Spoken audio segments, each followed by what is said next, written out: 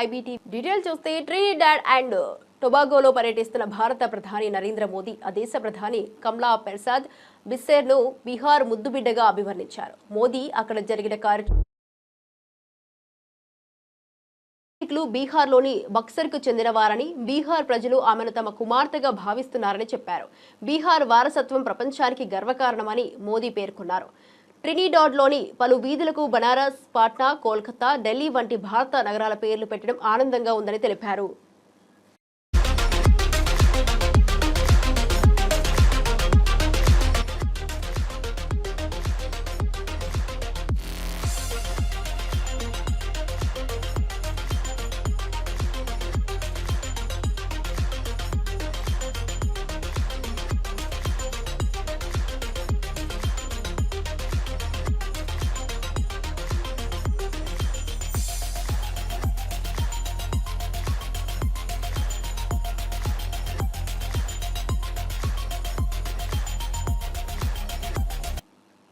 ముఖ్యమంత్రి చంద్రబాబు టీడీపీ కార్యకర్తలు పార్టీకే బ్రాండ్ అని అన్నారు. ప్రజలకు చేరువుగా ఉన్నవారు తనకు కూడా దగ్గరగా ఉంటారని, చెడ్డ పేరున్న వారిని పక్కన పెట్టడంలో వెనుకాడనని స్పష్టం చేశారు. కుప్పంలో మాత్రమే కాకుండా రాష్ట్ర వ్యాప్తంగా ఇదే విధానం కొనసాగుతుందని చెప్పారు.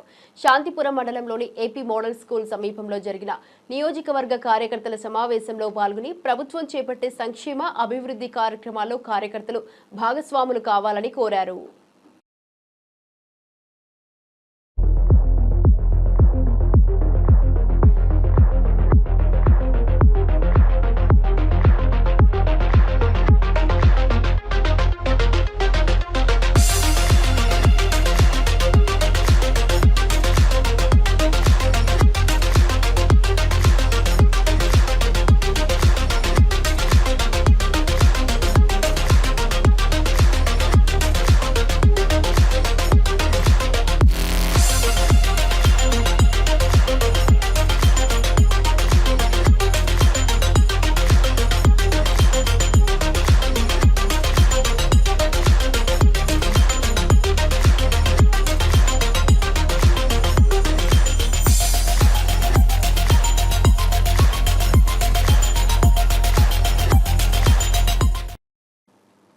గాజాలో ఇజ్రాయెల్ సైన్యం చేపట్టిన గగనతల దాడుల్లో 94 మంది పాలస్తీనా పౌరులు మరణించారు.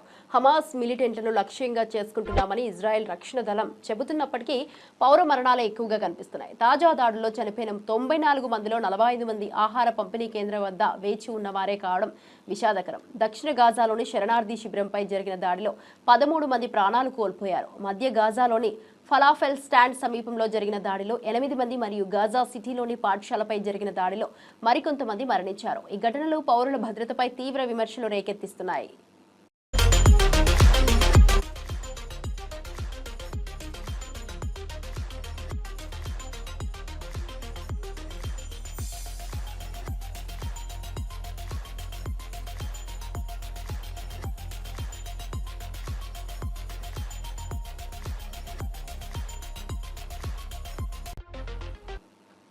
విజయవాడలో మంత్రి లోకేష్ ఇంటి దగ్గరకు వెళ్లిన యోగా టీచర్లపై పోలీసులు జూలం ప్రదర్శించారు. లోకేష్ ని కలవడానికి అవకాశం ఇవ్వకుండా తిరిగి పంపించారు.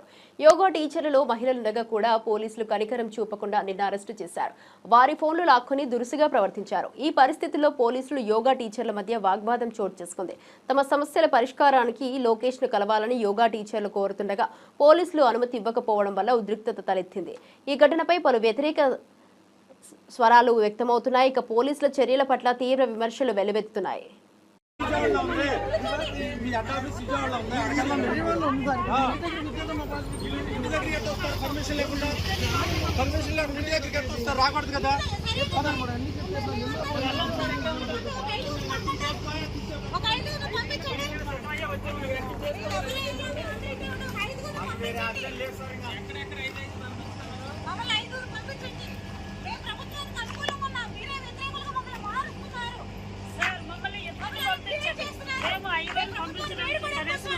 ఎవరు ఇచ్చారు పర్మిషన్?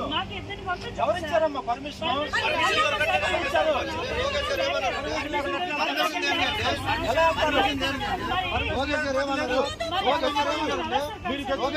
ఇంటికాడికి వచ్చినా సరే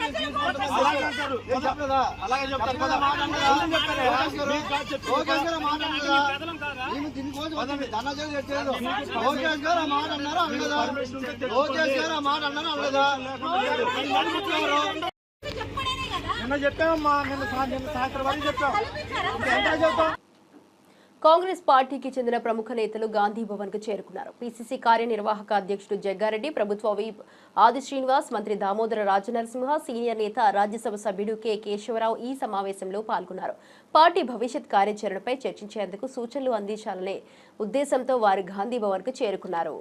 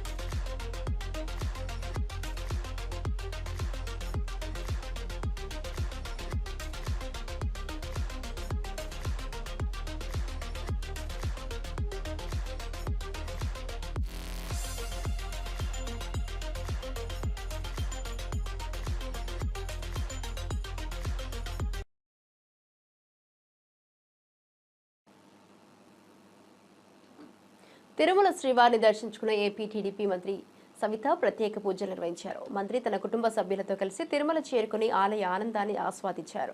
శ్రీవారి దర్శనం అనంతరం ఆమె మీడియాతో మాట్లాడుతూ రాష్ట్రానికి శ్రీవారి ఆశీస్సులు లభించాలని ప్రార్థించినట్లు తెలిపారు. తిరుమల ఆలయ సిబ్బంది, అర్చకులు మంత్రికి ప్రత్యేక స్వాగతం పలికారు. ఈ సందర్భంగా మంత్రి సవిత టీడీపీ ప్రభుత్వం చేపట్టిన పలు అభివృద్ధి కార్యక్రమాల గురించి ప్రసంగించారు.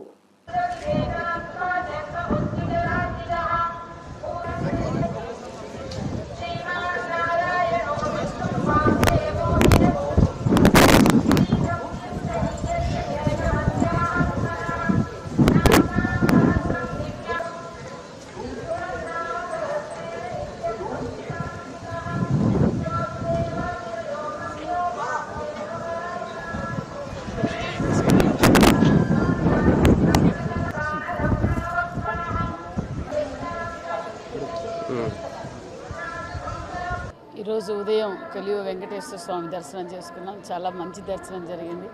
అదేవిధంగా మరి భక్తాదులతో కూడా చాలామందితో నిన్న నైట్ మరి ఈరోజు మార్నింగ్ కూడా ఇంటరాక్ట్ అవుతే చాలా బాగుంది. ఒక పక్క ప్రసాదం కావచ్చు, సౌకర్యాలు కావచ్చు, మరి లైన్ సిస్టమ్ కూడా అంతా బాగుంది మాకు అన్న విషయం కూడా తెలియజేశారు. చాలా ఆనందంగా ఉంది. మేము వెంకటేశ్వర స్వామి కోరుకునేది ఒకటి, ఈ రాష్ట్రం సురక్షితంగా ఉండాలి. ఏదైతే మాన్యశ్రీ ముఖ్యమంత్రి చంద్రబాబు నాయుడు ఈ రాష్ట్రాన్ని స్వర్ణాంధ్రప్రదేశ్గా మార్చాలి, ఆ భగవంతుడి ఆశీర్వాదం ఎల్లవేళలా ఈ రాష్ట్రానికి, ఈ దేశానికి ఉంటుందని కూడా. ఆలూరు ఎమ్మెల్యే బూసీనే విరూపాక్షి హోల్గుంద మండలంలో వరినట్లు నాటడంలో పాల్గొన్నారు. ఈ సందర్భంగా ధానాపురం టు హోల్గుంద రోడ్డు దాదాపు 30 కిలోమీటర్ల అధ్వానంగా ఉన్నాయని, వైఎస్ఆర్ కాంగ్రెస్ పార్టీ పాలనలో టెండర్లను ఇచ్చినా కూటమి ప్రభుత్వం రద్దు చేసిందని పేర్కొన్నారు. రోడ్డు పరిస్థితి కారణంగా ప్రజలు నరక యాతన అనుభవిస్తున్నారని, ఈ సమస్యకు త్వరితగతిన పరిష్కారం కావాలని కోరారు. చంద్రబాబు నాయుడు మరియు పవన్ కళ్యాణ్ నాయకత్వంలో సమస్యలపై దృష్టి సారించాలని విరూపాక్షి అభిప్రాయపడ్డారు. రోడ్డు సమస్య ప్రజల దైనందిన జీవితాలను ప్రభావితం చేస్తోందని, తక్షణమే చర్యలు తీసుకోవాలని విజ్ఞప్తి చేశారు. పొలగొంద రోడ్డు. ఎందుకంటే నేను ఇంతకు ముందు ఇన్ఛార్జ్ ఉన్నప్పుడు చూసినాను. ఇంతకు ముందు ఆ టెండర్ కానీ పిలిచినారు. టెండర్ పిలిచిన కాంట్రాక్ట్ కానీ చాలా సార్లు రిక్వెస్ట్ చేసినాను. ఆయన జనవరి నెల 3వ తారీఖు మేము రోడ్డు ఓపెన్ చేస్తాం, భూమి పూజ చేస్తామని చెప్పినా నాకు. అయినా కానీ ఈ కూటమి ప్రభుత్వం వచ్చినాక అంటే వాళ్ళ ప్రభుత్వంలో వైఎస్ఆర్ కాంగ్రెస్ ప్రభుత్వం ఉన్న రోడ్లు ఉండకూడదనే, టెండర్ ఉండకూడదని వాళ్ళ పేరు వస్తున్న విధంగా ఆ టెండర్ క్యాన్సిల్ చేసి ఈ రోజు ఇంత దరిద్రంగా ధనాపురం పొలగొందకు రావాలంటే దాదాపుగా 3 గంటల టైం పడుతుంది. నరక యాతన జనాలు అయితే అసలు నరక యాతన పడుతున్నారు. ఎందుకంటే ఇక్కడే ఏమన్నా డెలివర్లకు పోతే రోడ్లోనే డెలివర్ అయినారు. ఎందుకంటే అసలు గుంతులు నడంలోతు గుంతులు, మాకలోతు గుంతులు ఉన్నాయి. ఇంత అద్భుతంగా ఈ చంద్రబాబు నాయుడేమో ఈ పవన్ కళ్యాణ్ ఏమో వాళ్ళు మాకు సంక్రాంతికి 2020లో సంక్రాంతికి 15 కల్లా గుంతలు లేని రోడ్లు ఉండాలని చెప్తున్నారు. ఇదేనా మీరు ఇదేనా అంటే మాట్లాడే మాటలన్నీ చెప్పినా కదా మా జగన్మోహన్ రెడ్డి గారి బాబు సూరిటీ మోసానికి గ్యారంటీ. మోసమే, ప్రతిదీ మాట్లాడితేనే మోసమే, ఏది చేసినా మోసమని, ఏం మాట్లాడినా మోసమే, ఏది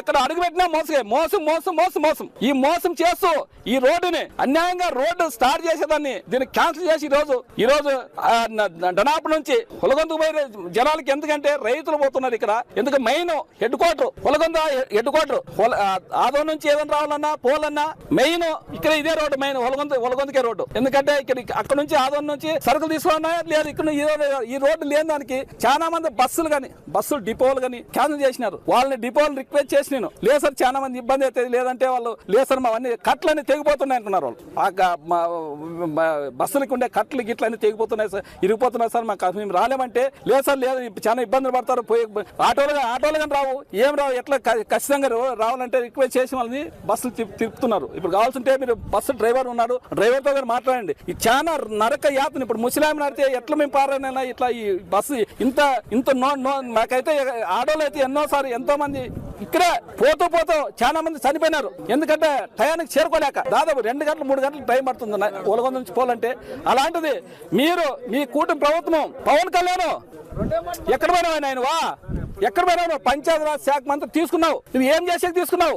ఎవరిని మోసం చేసేది తీసుకున్నావు? అప్పుడేమో ఏదో గొప్పలు మాట్లాడుతుంది, ఏమేమో మాట్లాడుతుంది. అంతా మేము వస్తే నీ సస్యశ్యామం చేస్తామంటే ఇదేనా నీ సస్యశ్యామం? ఇదేనా నీది? ఎక్కడ పోయినావు? నీ సినిమా షూటింగ్లు తీసుకునే కనువా? నువ్వు సినిమా షూటింగ్ తీసుకునేవాడు నీ రాజకీయానికి పనికిరావు. ఎప్పుడు రాజకీయం ఎక్కడంటే ప్రజల్లో ఉండాలా, ప్రజల్లో ఉండే ప్రజల సమస్యలు తెలుసుకోవాలా. నువ్వు సినిమా షూటింగ్ తీసుకునే డిప్యూటీ సీఎం అయింది. అది పంచాయతీరాజ్ శాఖ అంటే ఎంత ముఖ్యమైనది. అది నిధులు లేవు. పంచాయతీరాజ్ శాఖ మంత్రిగా నేను వస్తే ఖచ్చితంగా ఎప్పటికప్పుడే నెలకోసారి డబ్బులు ఇస్తాను. ఎక్కడ పోయా డబ్బులు నీవి? ఏం చేసిన డబ్బులు? సంవత్సరానికి 1,61,000 కోట్లు అప్పు చేసినారు. ఎక్కడ పోయినా ఇవన్నీ ఎవరు తిన్నారు? పవన్ కళ్యాణ్ 80,000 కోట్లు, నువ్వు చంద్రబాబు 80,000 కోట్లు తిన్నారా? ఏం డెవలప్మెంట్ చేసినావు? ఎక్కడ రోడ్లు వేయలే మీరు, ఎక్కడ సంక్షేమ పథకాలు వేయలే, ఆ సూపర్ 6 సంక్షేమ పథకాలు వేయలేదు. ఇవాళ ఏం చేసినట్లు మీరు? డబ్బులు ఎక్కడ పోయినట్లా? పోనీ అమరావతిలోనేమన్నా డెవలప్మెంట్ చేసిన ఆడంగా ఒక కిట్కి కనవలేదు. ఒక కిట్కి వేసింటే ఒకటి మీరు కావాల్సింటే మనందరూ పోదామండి. ఒక ఇటుక వేయలేదు, ఒక కడ్డీ రాడ్ పెట్టలేదు, ఒక సిమెంట్ గంప వేయలేదు. మరి ఎక్కడ పోయినట్లు నిధులు? ఏపీ ప్రభుత్వం హైకోర్టులో వైఎస్ జగన్ భద్రతా విషయంలో చిక్కుకుంది. Z+ భద్రత ఇవ్వడం జరిగితే రోప్ పార్టీ లేకపోవడం ఏంటని కోర్టు ప్రశ్నించింది. ఈ ప్రశ్నకు ప్రభుత్వ లాయర్ సమాధానం ఇవ్వలేక ఇబ్బంది పడ్డాడు. వైఎస్ఆర్సీపీ అధికార ప్రతినిధి కారుమూరు వెంకటరెడ్డి ఈ విషయంలో స్పందిస్తూ ప్రభుత్వ వైఖరిపై అసంతృప్తి వ్యక్తం చేశారు. భద్రతా చర్యల్లో లోపాలు ఉండకూడదని, ముఖ్యమంత్రి భద్రత ఎంతో కీలకమని పేర్కొన్నారు. హైకోర్టు ప్రశ్నలతో ప్రభుత్వానికి మరింత స్పష్టత అవసరమని, భవిష్యత్తులో ఇలాంటి సమస్యలు తలెత్తకుండా చూడాలని సూచించారు. హైకోర్టులో జరిగినటువంటి వాదనలో రాష్ట్ర ప్రభుత్వం అడ్డంగా దొరికిపోయిందని చెప్పాలి. రాష్ట్ర ప్రభుత్వం తరపున అడ్వకేట్ జనరల్ దమ్మాలపాటి శ్రీనివాస్ తన వాదనలు వినిపిస్తూ జగన్మోహన్ రెడ్డి గారికి Z+ కేటగిరీ భద్రతని మేము కొనసాగిస్తానే ఉన్నామని చెప్పినప్పుడు వైఎస్ఆర్ కాంగ్రెస్ పార్టీ తరపున సీనియర్ న్యాయవాది సుబ్రహ్మణ్య శ్రీరామ్ గారు తన వాదనలు వినిపిస్తూ Z+ కేటగిరీ మీరు ఇస్తే రోప్ పార్టీ ఎందుకు లేదు అని చెప్పి నిలదీయటంతో బెక్కముఖం వేశాడు. ఒక వివిఐపి ఆల్రెడీ కేంద్ర ప్రభుత్వం Z+ కేటగిరీ భద్రత ఇచ్చింది. ఆ Z+ కేటగిరీ భద్రత ఉన్నప్పుడు 58 మంది Z+ కేటగిరీగా జగన్మోహన్ రెడ్డి గారు చుట్టూత భద్రత ఉండాలి. జగన్మోహన్ రెడ్డి గారు ఎక్కడికైనా పర్యటనకు వెళ్తున్నప్పుడు రోప్ పార్టీని ఏర్పాటు చేయాలి. ఆ రోప్ పార్టీ ఉంటే ఎటువంటి అవాంఛనీయ సంఘటనలు జరగటానికి అవకాశం ఉండదు. మీరు అలా రోప్ పార్టీని పెట్టకపోవటం వల్ల ఏదైనా సంఘటనలు జరగడానికి అవకాశం ఉంటుంది. సో మీరు ఎందుకు పెట్టట్లేదు? Z+ కేటగిరీ అంటే రోప్ పార్టీ పెట్టకపోవటమా? Z+ కేటగిరీ వ్యక్తులకు రోప్ పార్టీ పెట్టరా? రోప్ పార్టీ పెట్టకపోవడమే Z+ కేటగిరీ, మీరు ఇచ్చే Z+ కేటగిరీ అని చెప్పి తన వాదనలు వినిపించినాక టైం కావాలని అడిగాడు. కౌంటర్ వేయడానికి టైం కావాలని చెప్పి అడిగితే దాన్ని బుధవారానికి వాయిదా వేశారు.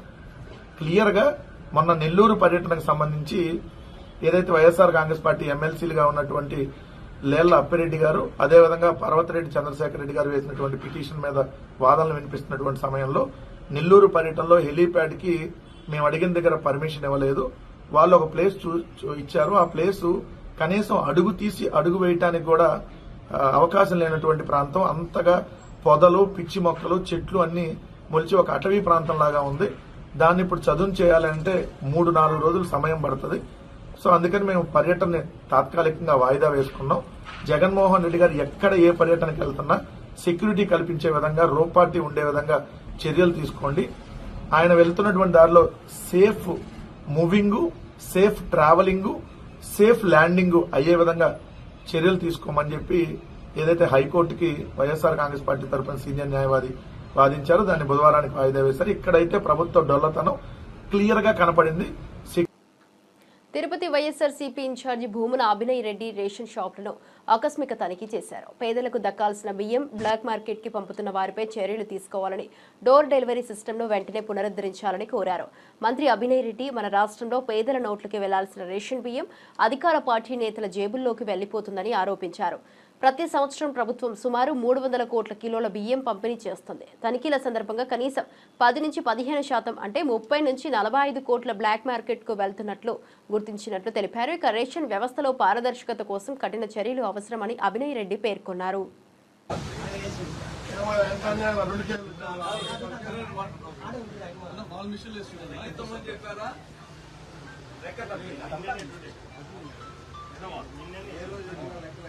మేము 3 రోజులుగా చూస్తాం. షాపింగ్ ఆపరేషన్ ప్రతి దాంట్లోనూ తక్కువ ఉంది. కారణం ఏంటి? దాంట్లో వేస్తే ఎంత వస్తుంది?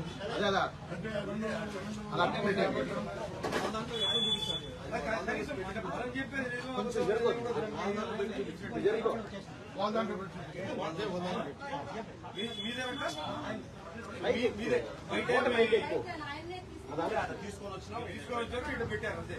అందులో ఏడ తీయడం కానీ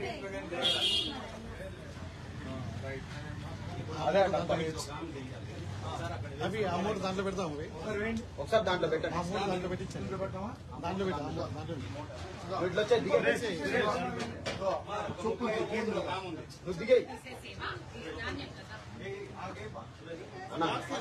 డబ్బా అక్కడ పెట్టు అంటే అమౌంట్ పెట్టు. డబ్బా ఆడే ఉంది. అమౌంట్ పెట్టి వెనక్కి వెళ్ళు. అమౌంట్ పెట్టి నువ్వు వెనక్కి వెళ్ళిపో. వెనక్కి వెళ్ళు.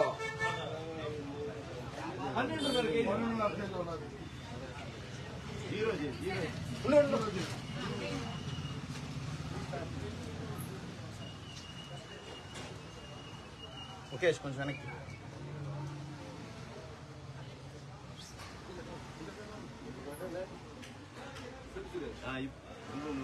నువ్వు రావాలి.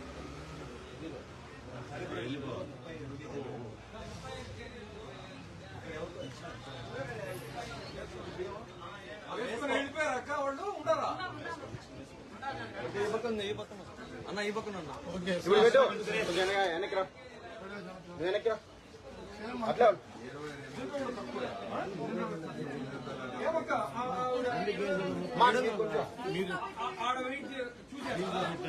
అట్టే ఉంది నా ప్రభాకర్. ఇది పెట్టారు ఆడ. ఇది పెడితే 25కి కొంచెం దీన్ని పెట్టు. దీన్ని పోసేసి ఎవరంతా మొత్తానికి 16 కిలో దీంతో కలిపే ఒకసారి మొత్తమే ఖాళీ డబ్బాని పెట్టేసి పోయి దాని మీద పెట్టు. కొంచెం వెనక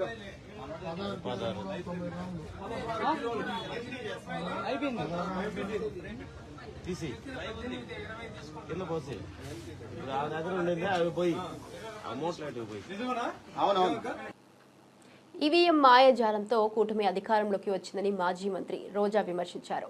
ఎన్నికలు జరిగిన ఏడాది తర్వాత చంద్రబాబు నాయుడు ముఖ్యమంత్రిగా, పవన్ కళ్యాణ్ ఉప ముఖ్యమంత్రిగా, లోకేష్ మంత్రిగా ఎలా అయ్యారో ప్రజలకు అర్థం కావట్లేదని తెలిపారు.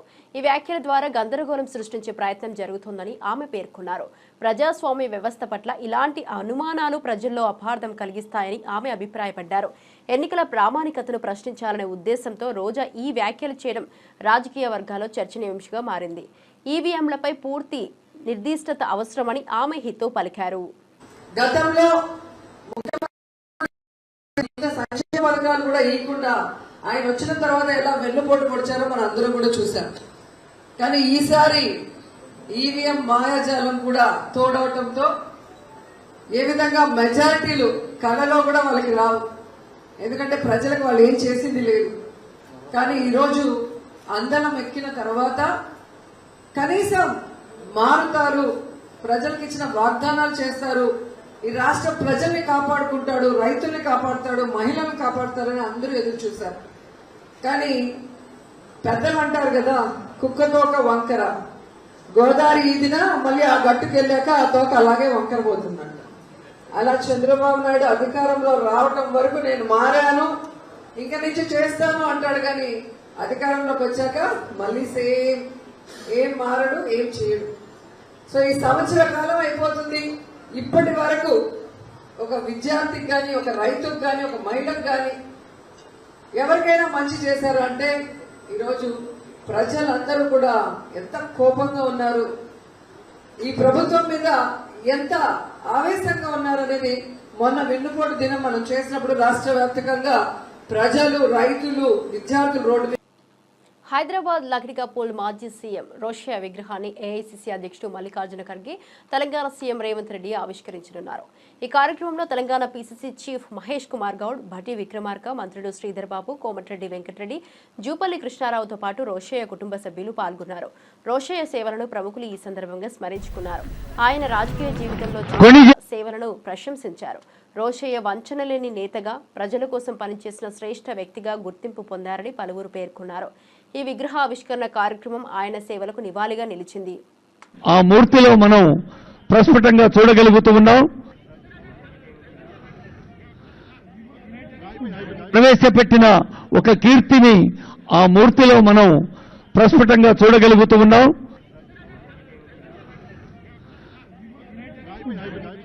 అందరం ఎవరి స్థానంలో వాళ్ళు క్రమశిక్షణతో నిలబడదాం. I request all of you to stand in disciplined way. జై జై హే తెలంగాణ ప్రజాపాలన. గురజాల మాజీ ఎమ్మెల్యే కాసు మహేష్ రెడ్డి కూటమి ప్రభుత్వంపై తీవ్ర విమర్శలు చేశారు. అధికారంలోకి వచ్చిన ఏడాదిలోనే 1,60,000 కోట్ల అప్పులు తెచ్చినందుకు అభినందనలు తెలియజేస్తున్నారని వ్యంగ్యంగా పేర్కొన్నారు. గత 5 ఏళ్లలో కేవలం 3,30,000 కోట్ల అప్పులు చేసిన జగన్ ఏడాదికి కేవలం 60,000 కోట్ల అప్పు మాత్రమే చేసి సంక్షేమ పథకాలు సమర్థవంతంగా అమలు చేశారని గుర్తు చేశారు. కానీ కూటమి ప్రభుత్వం మొదటి సంవత్సరంలోనే 1,60,000 కోట్ల అప్పు చేసి రికార్డు సృష్టించిందని విమర్శించారు. 60,000 కోట్ల అప్పు చేసి రికార్డు సృష్టించింది ఈ ప్రభుత్వం. అందుకనే శుభాకాంక్షలు తెలియజేస్తున్నాం. మరి గతంలో జగన్మోహన్ రెడ్డి గారు 5 సంవత్సరాలలో 3,30,000 కోట్లు, అంటే సంవత్సరానికి సగటు 65 నుంచి 66,000 కోట్లు అప్పు చేసి సంక్షేమం, అభివృద్ధి, పాలనా సౌలభ్యం అనేక కార్యక్రమాలు చేపడితే ఒకే ఒక్క సంవత్సరంలోనే మరి 1,60,000 కోట్లు అప్పు చేసింది ఈ ప్రభుత్వం. అలాగే తెలుగుదేశం వారు అంటున్నట్టు గ్లోబల్ ఛానల్స్ ప్రచారం చేస్తున్నట్టు వాళ్ళ అనుబంధ సంస్థలు ఖచ్చితంగా ఆంధ్ర రాష్ట్రం స్విట్జర్లాండ్ అవుతుంది. ఇట్లాగే మనం అప్పు చేసుకుంటూ పోతే ప్రతి సంవత్సరం వాతావరణంలో పెను మార్పులు వచ్చి ఈ ఆంధ్ర రాష్ట్రంలో స్విట్జర్లాండ్ లాగా మంచు కురిసినా ఆశ్చర్యపోకర్లేదు, ఆ మంచులో మన పిల్లలు ఆడుకున్నా ఆశ్చర్యపోకర్లేదు. వాళ్ళ ఇష్టం, వాళ్ళు చెప్పేది ఇనక తప్పదు. కాబట్టి అసలు వింటుంటేనే విదూరంగా ఉంటుంది. జగన్మోహన్ రెడ్డి గారు ఆ రోజు కోవిడ్ అనే మహమ్మారి వచ్చి యావత్ ప్రపంచమే కుదేలైతే అమెరికా వంటి దేశమే తమ పౌరులకి డాలర్లు, కొన్ని లక్షల రూపాయల డాలర్ రూపంలో ఇవ్వటం జరిగింది. అలాగే జగన్మోహన్ రెడ్డి గారు కూడా 5 ఏళ్లు ఇచ్చిన మాట నిలబెట్టుకుంటూ కోవిడ్ వల్ల ఎవరు ఇబ్బంది పడకూడదని సంక్షేమం, అభివృద్ధి చేసి 3,30,000 కోట్లు అప్పు చేశారు. ఆ రోజు ఏమన్నారు ఈ తెలుగుదేశం అనుబంధ ఛానళ్లు, పత్రికలు, ఆంధ్రప్రదేశ్ శ్రీలంక అవుతుంది అని అన్నారు. మరి ఈ రోజు ఆ ఛానల్స్ ఏమైనాయి? మోగపోయినాయా? కులం పోయినాయా? ఆ పత్రికలు ఏమైనాయి? కలం ఏమైంది? అడుగుతున్నాం. అమ్ముడు పోయిందా? ఈ రోజు మరి ఎందుకు రాయట్లేదు? ఎందుకు మేధావులు మాట్లాడట్లేదు? ఒక్కసారి ఆంధ్ర రాష్ట్ర ప్రజలు గమనించాలి. ఒక్కటి చెప్తున్నాం, ఇలాగే గనక అప్పు చేసుకుంటూ పోయి, ఇలాగే గనక విధ్వంసులు చేస్తూ, ప్రతిపక్ష పార్టీల మీద అక్రమ కేసులు పెడుతూ లా అండ్ ఆర్డర్ ఏదైతే మరి అన్ని రకాలుగా కూడా ఈ రాష్ట్రాన్ని రక్షించాల్సిన వాళ్లే ఈ రోజును భక్షిస్తూ ఇలాగే కొనసాగితే ఖచ్చితంగా చెప్తున్నాం, ఆంధ్రప్రదేశ్ కనీసం శ్రీలంకగా కూడా మిగలదు. ఆఫ్రికా దేశంలోని సుడాన్ అవ్వటం ఖచ్చితంగా జరిగిద్ది ఇలాగే గనక ప్రభుత్వం ఇటువంటి పాలన కొనసాగితే.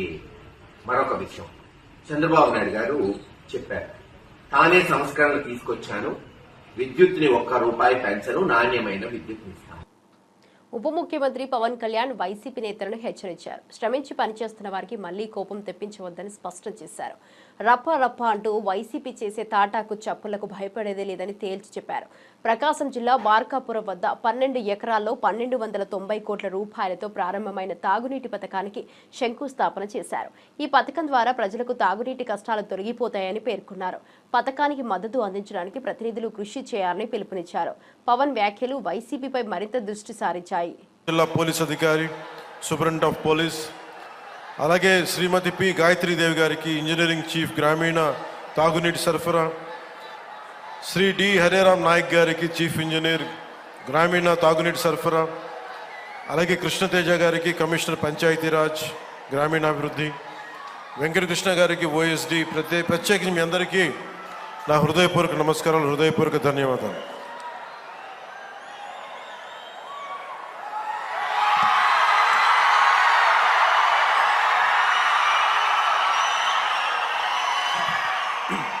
వనరులు, బ్లాక్ గ్రానైట్ ఇలాంటి చోట్ల చాలా సందర్భాల్లో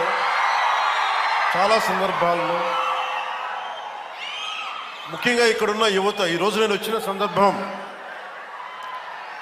జేజేఎం కావచ్చు, కానీ ఇక్కడున్న యువతలో ఉన్న వేదన, కోపం, బాధ, ఆంధ్రప్రదేశ్లోనే మా ప్రకాశం జిల్లా ఇంత నిర్లక్ష్యానికి ఎందుకు గురి కాబడింది? నాకు ఆ కష్టం అప్పటి నుంచి ఇప్పుడు దాకా నా గుండెలో ఉండిపోయింది. మొట్టమొదటగా జేజేఎం ఈ మల్టీ విలేజ్ ప్రాజెక్ట్ స్టార్ట్ అవ్వాలి అంటే నా ప్రయారిటీ ముందు మన ప్రకాశం జిల్లాకి కావాలి అని ప్రయారిటీ పెట్టాను.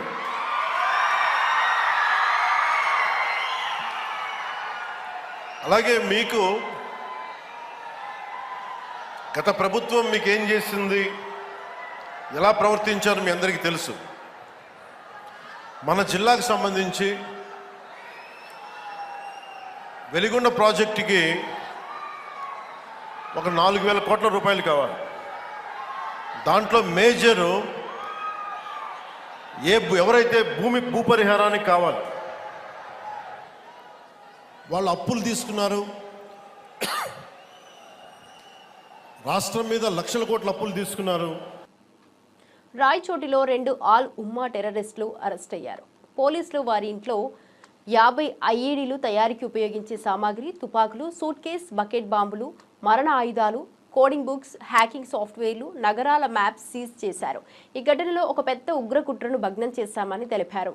నిందితులు అమానుల్లా, మన్సూర్ పేర్లతో గత 20 ఏళ్లుగా రాయచోటిలో నివసిస్తున్నారని వెల్లడించారు. ఈ సమాచారంతో భద్రతా దళాలు అప్రమత్తమయ్యాయి. నిఘా వ్యవస్థ మరింత పటిష్టం చేయాలని అధికారులు సూచించారు. Alias Amanullah, and second person name is Mohammed Ali alias Mansoor. ఈ అలియాస్ అన్న పేర్లు ఇక్కడ వీళ్ళు పెట్టుకున్న పేరు. ఈ అబూబకర్ అన్నతను 5 సంవత్సరాల క్రితం మ్యారేజ్ చేసుకున్నాడు. ఈ మన్సూర్ అన్నతను 10 సంవత్సరాల క్రితం మ్యారేజ్ చేసుకున్నాడు. ఈ అమ్మాయిలు రాయచోటి గాలివీడు ఏరియా లేడీస్ వీళ్ళు.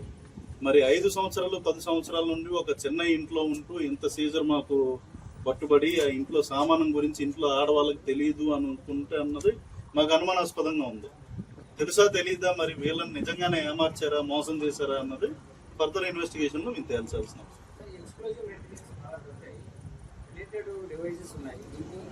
ఆక్టోపస్ నుండి కూడా బాంబు ఎక్స్పర్ట్స్ వచ్చారు. ఇప్పుడు మనకేంటంటే దీంట్లో అన్నిటికన్నా ముఖ్యంగా ఇది ఫైండ్స్ ఐఈడి డివైస్ ఏదైతే సార్ ఇందాక మెన్షన్ చేసింది బాంబు. అనేది అంటాం మనం. ఇంప్రూవైజ్ ఎక్స్ప్లోజివ్ డివైస్ ఒక సూట్ కేసులో ఉన్నట్టు గమనించాం. అది మాకున్న టెక్నికల్ డివైజెస్ అవి పెడితే దాంట్లో సెటన్ ఎక్స్ప్లోజివ్ ఉన్నట్టు వాళ్ళే టెక్నికల్ ఎక్స్పర్ట్స్ అలియాస్ అమాన్ ఉంటారు. Second person name. ఇవి ఇప్పటి వరకు బులెటిన్ అప్డేట్ చూస్తూనే ఉండండి IBTV.